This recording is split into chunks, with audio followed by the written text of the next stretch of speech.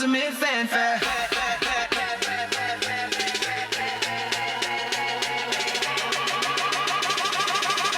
It's ultimate fanfare.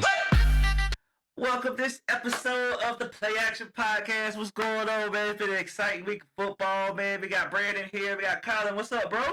Man, I'm doing good. Got a lot of football to talk about, as well as the trade deadline. We're not going to talk about all of them, but we can talk about maybe a couple big ones that happened that is only going to make me more mad because my team sucks and everyone around me seems to be getting better. But anyway, we're going to start off with your team, who came up with a victory, because we called last week. We called last week, said, we called they're probably going to win this game when Lamar comes back, but if he goes on a run, it's going to be part of his legacy to go on this crazy epic run with victories. But anyway, they destroyed the Dolphins 28-6. Lamar had 4 touchdowns. Henry had $120. It felt like old times. Granted, this is Miami. I expect them to be sellers at the trade deadline because they got throttled in this game, and they really weren't. So I don't know what they're doing. But anyway, Ravens get the victory. Dub. I know my boy's pretty excited. Oh, definitely excited, man. I think my boy had four touchdowns, 4 tutties. You know what I'm saying? Yeah. You know what I'm saying? So Lamar came back looking at, mid-season form. You know what I'm saying? Like he didn't miss a step. So we're going to hope, he could rattle off 8, 9, 10 games in a row. You know what I'm saying? We're going to hope. We're going to see what they can do. We're going to see what they can do. But, hey, long as my boy Derrick Henry hold on to the ball, we're going to be good. Okay? So, we're going to see. You know what I'm saying? We play the Vikings next week. So the Vikings, they lost this week too. So they're going to be hungry to get back in the winning column. So this is another big test next week. But we all know Lamar is ready for, to step up. So we're going to see. Hope to see my boy do his thing. Shout out Lamar. Shout out South Florida. You know what I'm saying? We're going to have to do it for the whole team. Heck yeah. And I'm really excited because Lamar came back. He wasn't tentative. And all 4 touchdowns were through the air. Had a little bit of rushing yards as well because that's what he does. But dang on it, watch out for the Baltimore Ravens. I think they're going to turn the season around. And you know who's not turning the season around? The New York Giants. Because they lost to the 49ers 34-24 in epic fashion. Of course, the defense was doing the opposite of what they're supposed to do, and that's called stopping people, like stopping Mac Jones, who doesn't have any of his go-to receivers. You got Christian McCaffrey, who had a pretty good game. But this was one about Jackson Dart still putting up points, 24 points. Again, that's a lot for the Giants, but this defense allowing another 30-point game against them. It seems like nothing that the Giants could do to ever try to catch up. They would score, but then here come the Niners and score again. Hey, shout out to Mac Jones. You played well. Christian McCaffrey, you're going to be a Hall of Famer. And other players played well too. But this was upsetting, knowing that we have no defensive backs, we had no wide receiving core, and the Giants did nothing at the trade deadline to help that out. Nothing at all. My boy out for the season. Shout out Cam Scatterboo. You know what I'm saying? My dog hurt right now, so one half of the Bass brothers. So, Jackson's still out there doing his thing, throwing them, but boy, they are dropping them. Okay, he is putting it on them, and they are dropping passes left and right in that back, in the wide receiver room. So it's gonna be a lot of pointing and looking crazy in the wide receiver room when they run this film back, and especially with the defensive film too. DBs, bro, they was getting cooked. So I don't know what was going on, but bro, I don't know. Hey, the Giants, like you just said, they didn't do anything in the trade deadline to really help this situation. So I don't know if they're packing it in and waiting for next year, or we're just going to roll the dice to see how he is going forward with practice squad players this year. So I don't know. It's embarrassing. It's an embarrassing team to watch when Theo Johnson, you had one good catch and you roamed in the end zone, showing what you can do. Show me you can catch the ball on a consistent basis. Show me you can catch the ball in traffic. Show me you can catch the ball when you're standing by yourself. Just catch the ball. Darius Slayton, don't make comments like, oh, you can praise neighbors about making us all look like bums. You said that before the game, but then during the game, you couldn't catch the ball. You dropped a touchdown. So, and Tyron Tracy, your receiver, turned running back. Please catch the ball also. I'm not saying all these drops didn't equal a Giants loss. Okay, we lost because we couldn't stop the Niners. Yeah. But good grief, we could have scored a couple more points, or at least given our defense a better field position. to defend and maybe do something to look like a functioning defense. You know what's functioning pretty well, which upsets me though? The Patriots. Okay, Vrabel, we talked about last week. Yeah, bro. Another tough win. Falcons against the Patriots, 24-23, Pats over the Falcons. However, Falcons had a chance. They were down by 10 going into fourth, right?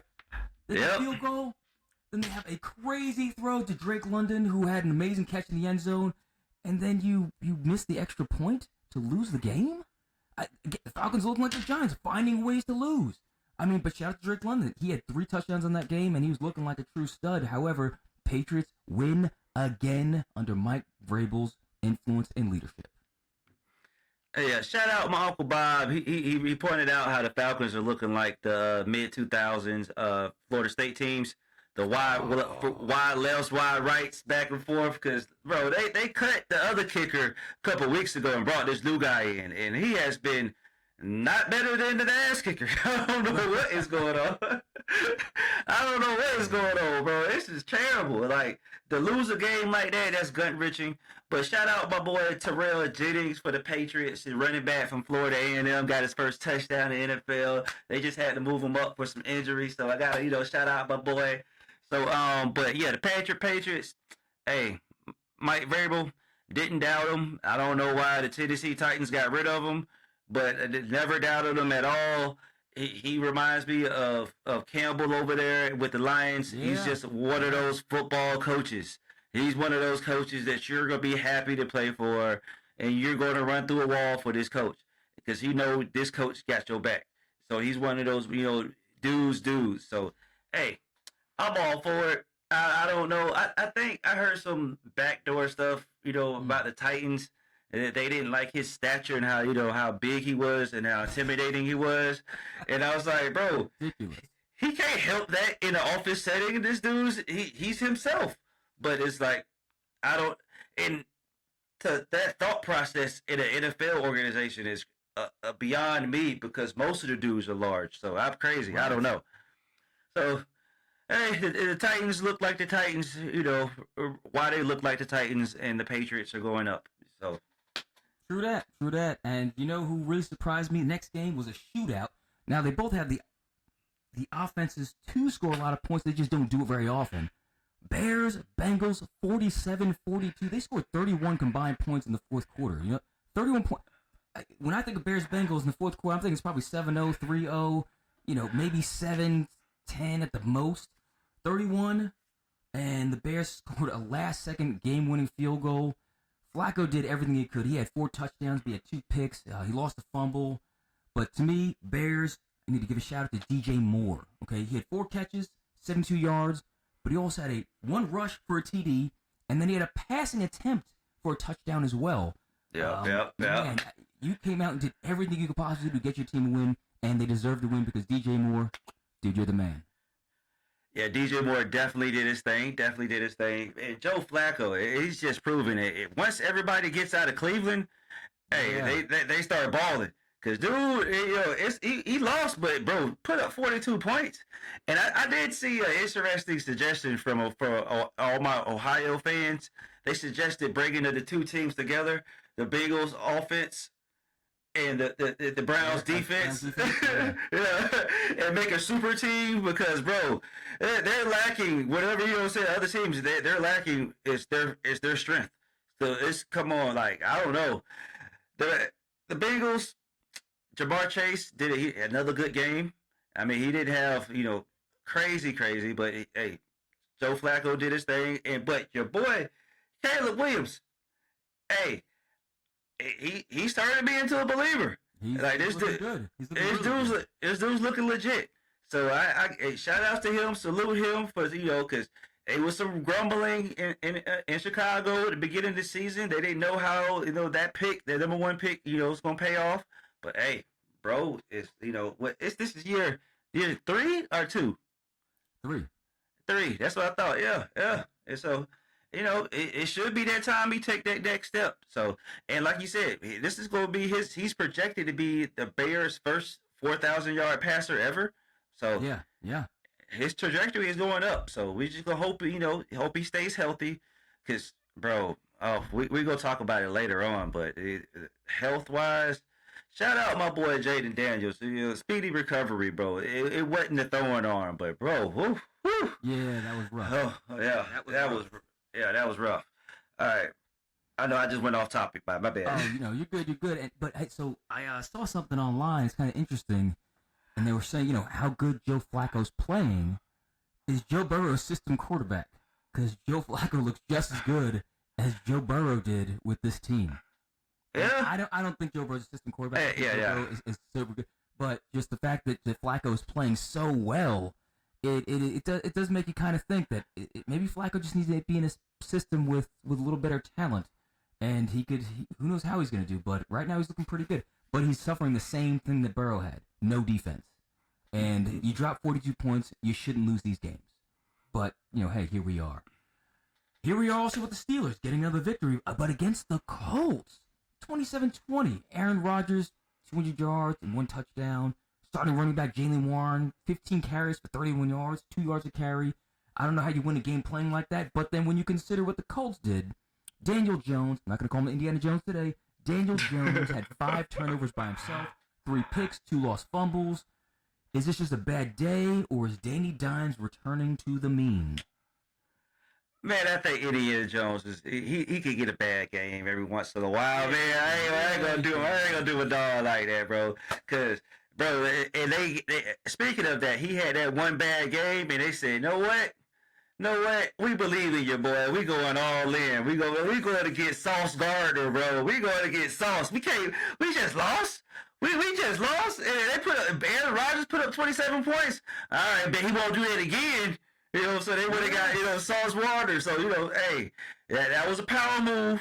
They say, bro, went to sleep on a 1-7 team and woke up on a 7-2 team. So it's crazy. It's good vibes for him. So hopefully, this is definitely a glow up, and hopefully he get that edge back to him that he had his rookie season, because he was looking like Revis Island, 2.0 again, 2.0. So so hopefully he can turn it around, because bro, it's a bright future. With I ain't gonna say Daddy. He almost got me. I was gonna call him Daddy Dimes. but Indiana Jones, man. We go. Everybody allowed a bad game here and there. And you know what? I think you're right. The Colts believe in him so much for Sauce. 2 first-round picks, 2026 and 2027. That means the Colts are betting on we're gonna be so good. Those are gonna be very low picks, and we don't need our first rounders. We're not gonna need a quarterback. So they're going to pay Daniel Jones at the end and in the offseason, and they're going to pay him a ton of money. Is he going to become the top, the highest paid quarterback? It all depends on how far they take him. So either he's going to get paid a good amount of money like Sam Darnold did, because Sam Darnold lost like his last 3 games, 2 regular season, the playoff game, or he's going to have an amazing run, and if they lose a game, it's not going to be because of him, and he's going to become your next $60 million quarterback. They were making fun of him when he was a $40 million quarterback. We'll see how you feel when he's a $60 million quarterback, because that's where the Dak Prescott's at right now, right? I was just going to bring up Dak. I was like, if he has a better record than Dak, they're going to pay him. They should. They should. And we'll see if they do. Okay, here. I don't know what to think about this besides, yes, the Broncos won again. They beat the Texans 18-15, low-scoring game. Both teams kind of have struggling offenses a little bit, but the Broncos are playing ugly until the 4th quarter, and they pull it out again with grit. But this game really, to me, is about C.J. Stroud getting knocked out early with a concussion. Yeah. Hope he comes back soon. Davis Mills is going to maybe be playing for a little bit, hopefully not. But all they could do with Davis Mills is get in position for 5 field goals, nothing more. If C.J.'s out for extended time, we might need to stick a fork in Houston. Yeah, most definitely. And that's always a bad look when the quarterback goes to slide and they get that hit or to the top torso, and it kind of snaps them back, and their head hit the turf. That's always a terrible situation. So, shout out, bro. Hopefully you get back, come back soon. I know I was just messing with him a couple weeks ago, but yeah, bro. I want all good things for Stroud, but once again, the Broncos and Sean Payton and Bo Dix, they grind out another win. They grind out another W, and it's not what really I expect out of a Sean Payton system because we're used to Drew Brees throwing it like slinging it, but hey, he's just showing you he knows another way to win football games. So, it's like Tebow time coming fourth quarter. It's like exactly, yeah. I don't know what they're doing, but they just turn it on and do what it takes to get wins, and I can't hate on that. Most definitely not. I could like Panthers over the Packers, 16-13, right? Jordan Love struggling. Josh Jacobs did what he could do, but the bipolar Panthers and Uncle Rico Dowdle did enough to win. This defense is keeping him in it. I mean, this Panthers defense keeping him in it, and Uncle Rico is just enough offense to make it interesting. So, of course, I'm happy with the Panthers over the Packers. But the Packers are still leading their division. So, I mean, you and I were just talking about our line. Packers, could they be? I mean, you give them the whole 27 thing, but I'm impressed with these Packers winning these games, losing horribly, but then winning games they really have no business winning.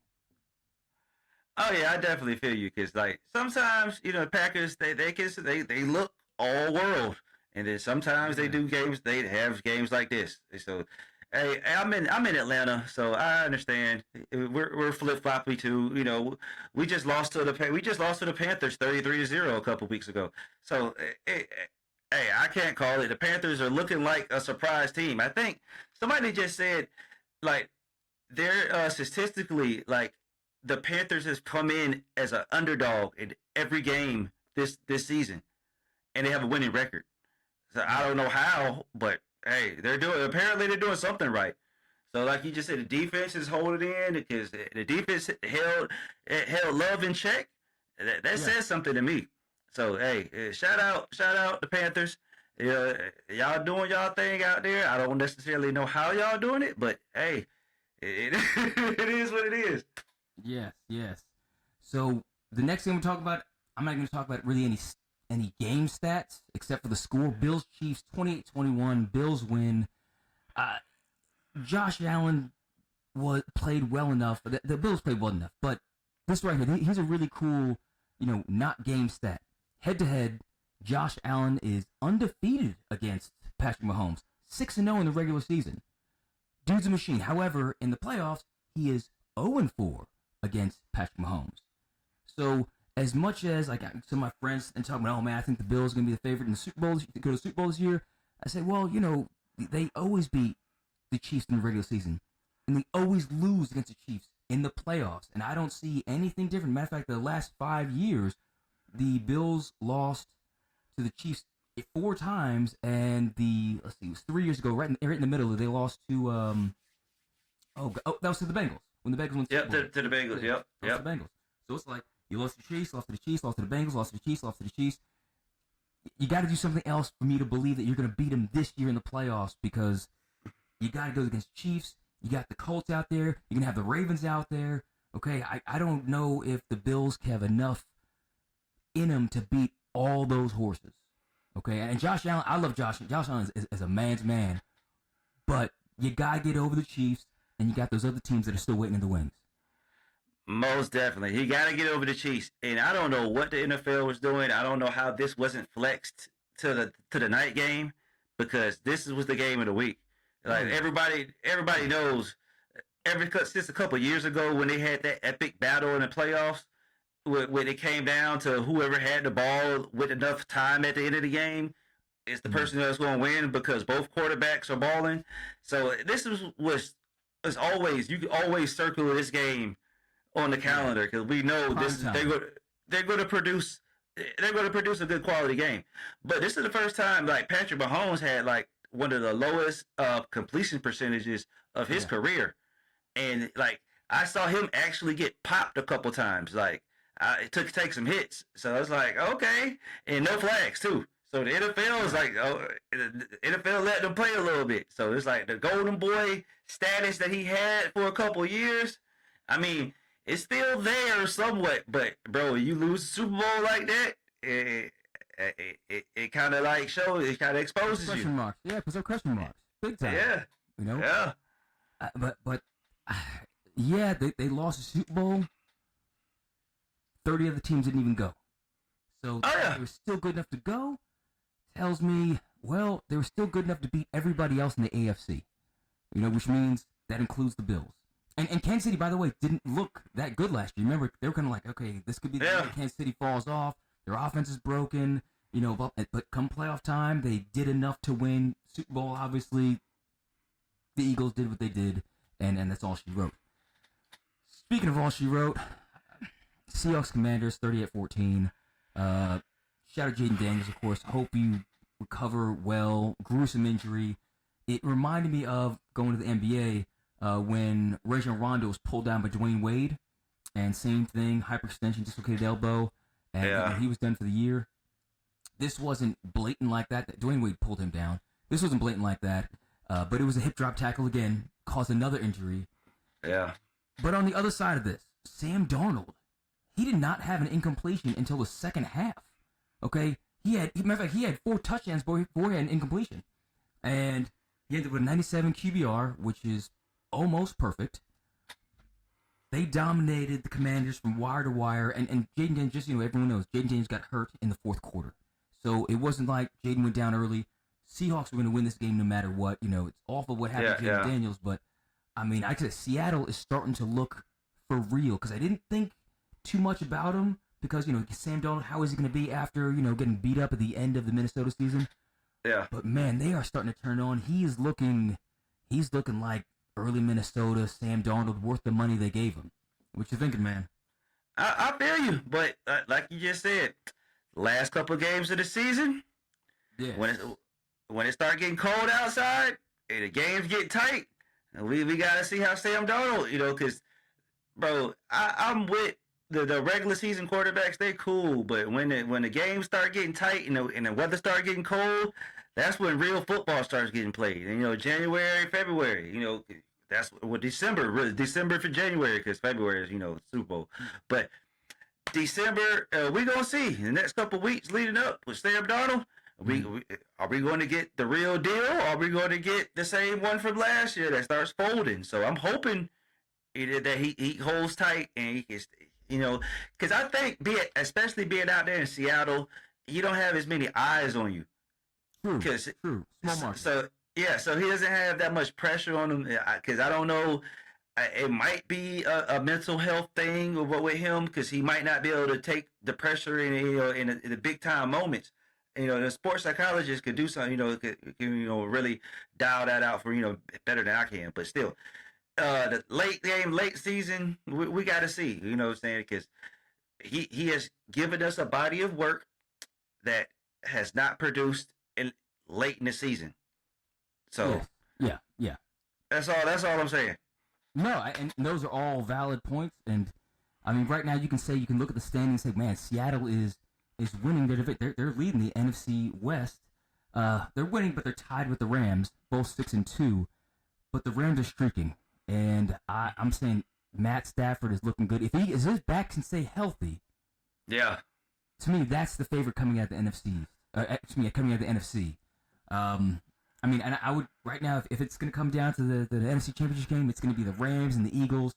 That's a coin flip, I think, because the Eagles, they're just proven the playoffs. Whether they go to the Super Bowl or not, they are proven they're going to be a tough out.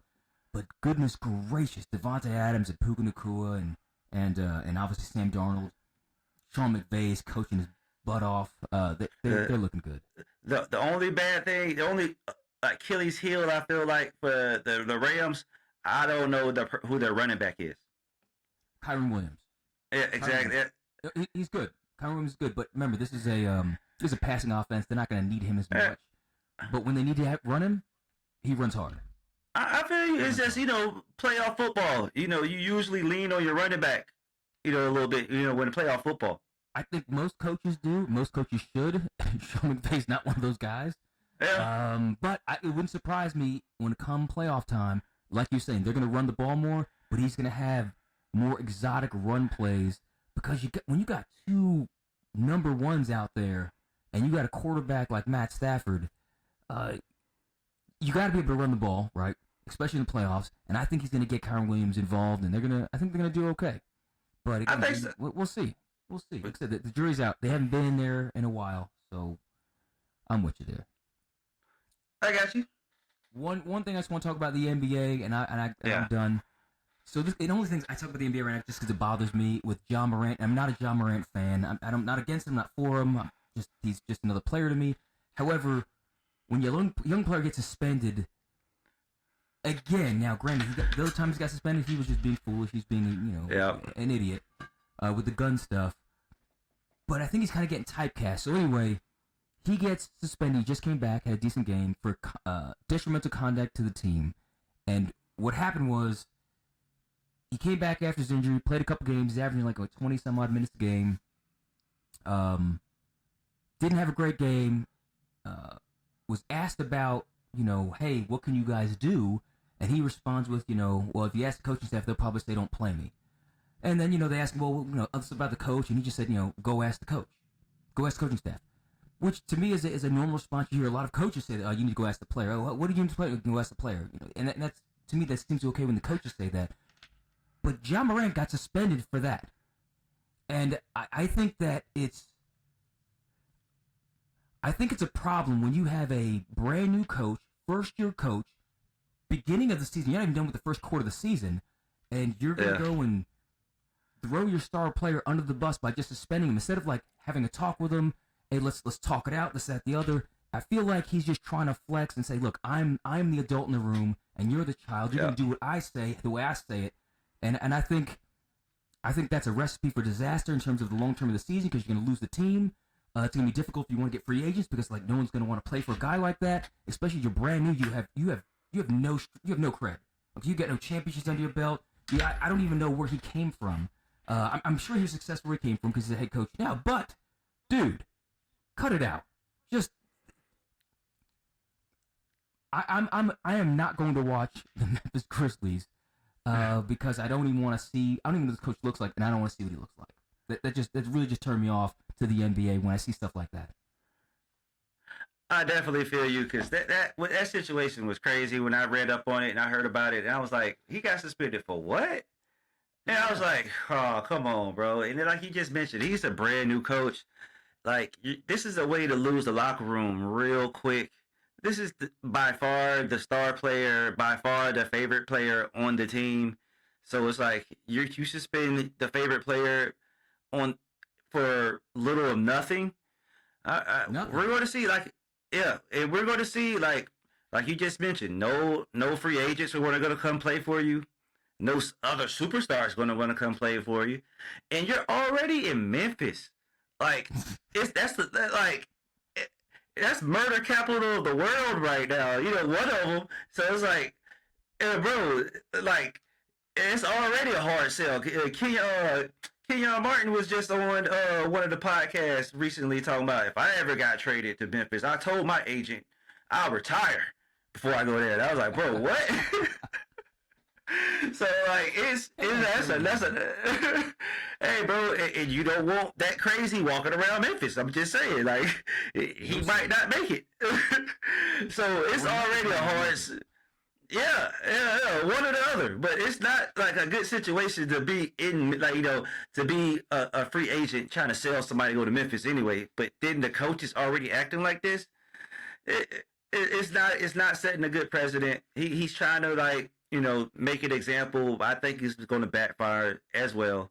But I'm all with you, bro. So, like, this is atrocious to me as well. But what you have to say? Do you have anything else to say about it? No.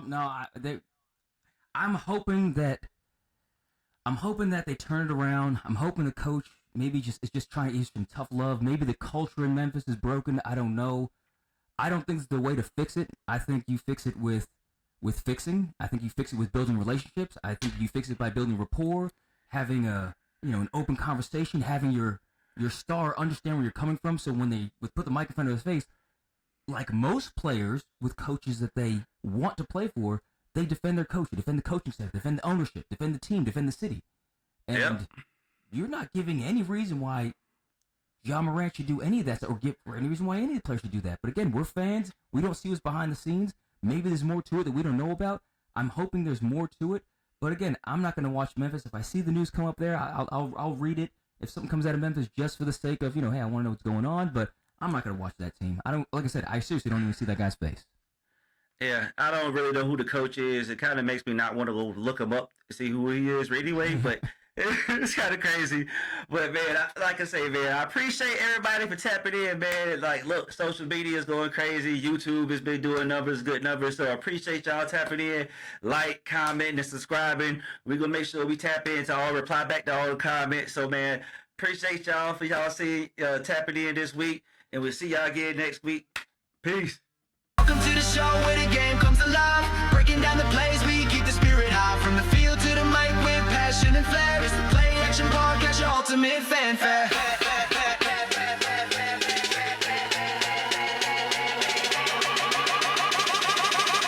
It's all some more fanfare.